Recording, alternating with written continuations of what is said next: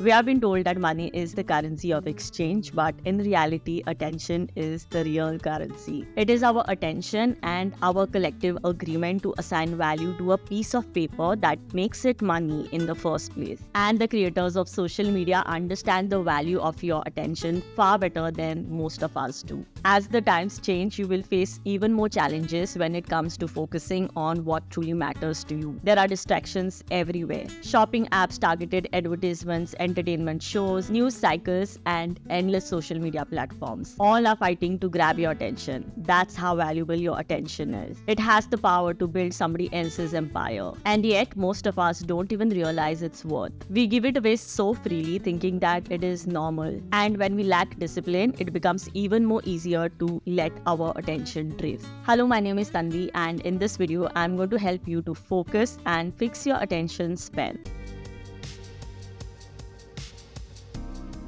Yes, money is the currency of the external world, but internally, you carry a currency that is far more valuable, and that is your attention. Every time you place your attention to something, you are giving energy to it, and naturally, what you focus begins to grow. Think about it. The movies you stream become global hits. The music you look become timeless. The books you read become bestsellers. That's the power of your attention. Your attention is not passive. It is a powerful force that shapes culture, economies, and trends. When you treat it like currency, you start calculating the cost of your exchanges. Ask yourself a few honest questions. Is what I'm consuming giving me something valuable in return, or is it just feeling my time? Is it fueling my growth or just keeping me busy? Is it really enhancing the quality of my life or just numbing my boredom? Am I consuming to learn and evolve or just to escape and avoid? Do I feel energized and inspired after its consumption or restless and drained? These questions will help you to see whether you're consuming intentionally or just out of addictive habit. Because if you're in the habit of giving away your attention freely, you'll always find something to consume, because there's no shortage of distractions waiting to pull you in. You can even treat this like budgeting. Just like you track where your money goes, start tracking where your attention goes. Maybe you spend 30 minutes of your day scrolling through social media, but that adds up to 3.5 hours a week.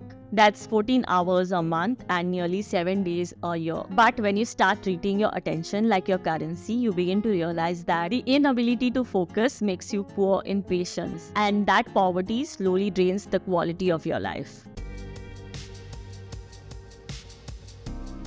If your mind feels scattered or unfocused, then it is time for mental declutter. One simple way to do this is by avoiding multitasking. We live in a culture that glorifies being busy, but multitasking does not make you productive. It makes your attention split and your presence diluted. The more you try to do everything at once, the more you compromise on the quality of your doing. Instead, practice single tasking, doing one thing at a time with complete focus. That means when you're writing, just write. When you're listening to someone, just listen. When you're eating, just eat without the screen. You'll notice that you finish tasks faster with better results, and rarely there is any need to revisit them to fix mistakes. Most people think that clutter is physical, overflowing closets and messy rooms, but mental clutter is just as real. We carry unfinished thoughts, mental to-do lists, emotional baggage, and it all weighs us down. Another powerful way to declutter your mind is through frequent digital detoxes. Social media may seem harmless, but constant exposure to it keeps your nervous system in a state of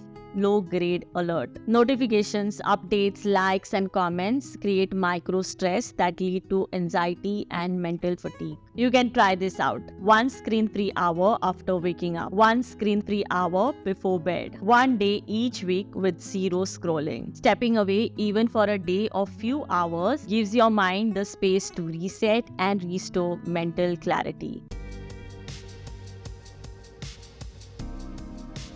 Now that you've cleared your mental space, it is time to protect it. You don't actually need half of the information or entertainment that you consume. Most of the time, it is not a real need, it is FOMO. The fear of missing out keeps you loyal as a consumer and tied to constant consumption. Shopping apps know this, and that is why you see countdown timers or exclusive products. These are not signs of value, but they are psychological tools that are designed to make you act fast and think later. Because time pressure and exclusivity create urgency, not value. So buying exclusive products does not make you exclusive. It simply makes you easier to sell to. These marketing tricks are designed to steal your attention. Another reason why we rely so much on consumption is our desire to stay relevant and relatable. We want to be able to connect with others by referencing to the same TV shows, music, or trending products. But the truth is, what you consume does not make you interesting. That kind of connection is temporary and surface level. It offers validation but not real depth.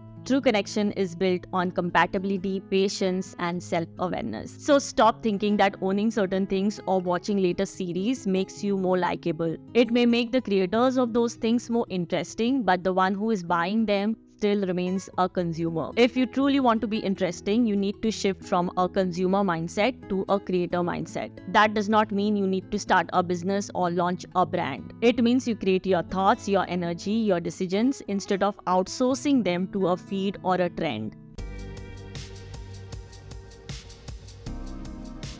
Now that you have reduced your need to consume, let's talk about how to consume intentionally. Start by auditing your digital behavior. Start becoming aware of your habits. Make a note of the apps you use and track how much time you spend on them. Use built-in apps to track your screen time. You will be surprised to know how much time disappears into scrolling. Understand that these apps are not neutral. Their interfaces are engineered and designed to keep you hooked. Even the color of their icons is deliberate. Reds, blues, and oranges are chosen based on color psychology to trigger urgency and pleasure. One way to push back is to switch your phone to dark mode. This makes your screen less visually stimulating and reduces the urge to engage. There is this app called Dumb Phone that can turn your smartphone into a minimalistic device by removing all app icons and keeping the screen black. This way, it helps you to use your phone purely for function and not for entertainment. If you find yourself reaching for your phone out of boredom, remind yourself that it is healthier to face boredom than to constantly escape it. Boredom is not your enemy. In fact, it is the birthplace of creativity, insight, and clarity if you allow it. All I want to say is that your attention is not just a tool, but it is a treasure. It is the foundation of your time, energy, and your life. When you give it away freely to everything, you end up with nothing. But when you learn to direct it intentionally, you start to reclaim your power. You start shaping your reality and not reacting to somebody else's. So next time you scroll, shop, binge, or consume,